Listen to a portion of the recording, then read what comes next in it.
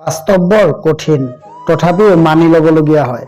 জীৱন বৰ জটিল, তথাপিও জীয়াই থাকিবলগীয়া হয়। ভাল পোৱা বৰ কষ্টকৰ, তথাপিও ভাল পাবলগীয়া হয়। পৃথিৱীৰ ইমান মায়া, তথাপিও এৰি যাব লগা হয়। মৃত্যু বৰ যন্ত্ৰণাৰ, তথাপিও সাৱটি ল'ব লগা হয়। দোষবোৰ কেৱল একান্ত ব্যক্তিগত হয়। নিজৰ ভাবি যাৰ লগতেই কবা, এদিন সিয়েই আকৌ সেই জেগাতে আঘাত কৰিব। কাৰণ মানুহক লগাবলৈ মলম নাথাকিলেও ঘৰত কাৰোবাৰ কাটাঘাত লগাবলৈ নিমখখিনি ঠিকেই আনি থোৱা থাকে। আৰু এইটোৱে হৈছে বাস্তৱতা। কাৰোবাক পাহৰি যোৱাটো কঠিন নহয়, কঠিন হ'ল তাৰ লগত কটোৱা সময় আৰু অনুভূতিবোৰ, যোনটো কোনোদিনেই পাহৰিব নোৱাৰা। আজি যাৰ মূল্য তোমাৰ ওচৰত অলপো নাই, কালি তাকেই হয়তো সকলোতকৈ বেছি প্ৰয়োজন হ'ব পাৰে।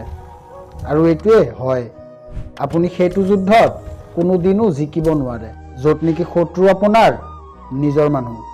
মানুহক দায়িত্ববোধ শিকাব নোৱাৰি, সময় আৰু পৰিস্থিতিয়ে দায়িত্বৱান বনাই দিয়ে।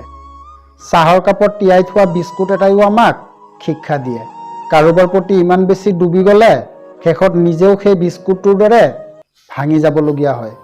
মই কিছুমান মানুহ লগাই ৰাখিছোঁ মোৰ আঁৰত মোৰ বিষয়ে সমালোচনা কৰিবলৈ, কিন্তু দৰমহা 2 টকাও নিদিওঁ।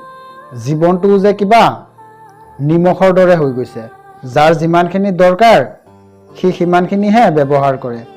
স্কুলৰ বেগটো এৰি যিদিনা সংসাৰৰ বেগটো পিঠিত ল'বা, সিদিনাখন জানিব পাৰিবা স্কুলৰ বেগটো যে কিমানখিনি পাতল আছিল।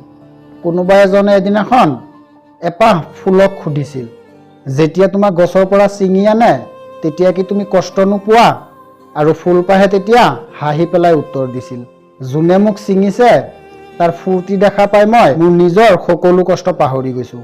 টকা দি তুমি ঘৰ কিনিব পাৰা, কিন্তু সুন্দৰ এটা পৰিবাৰ কিনিব নোৱাৰা। টকা দি তুমি ঘড়ী কিনিব পাৰিবা, কিন্তু টকা দি তুমি সময় কিনিব নোৱাৰা। টকা দি তুমি ধুনীয়া এখন বিচনা কিনিব পাৰিবা, কিন্তু টকা দি কোনোদিনো তুমি টোপনি কিনিব নোৱাৰা। টকা দি তুমি কিতাপ কিনিব পাৰিবা, কিন্তু জ্ঞান কিনিব নোৱাৰা। টকাই হয়তো তোমাক বহুত বন্ধু আনি দিব, কিন্তু আনি দিব নোৱাৰে কাৰো মৰম আৰু ভাল পোৱা।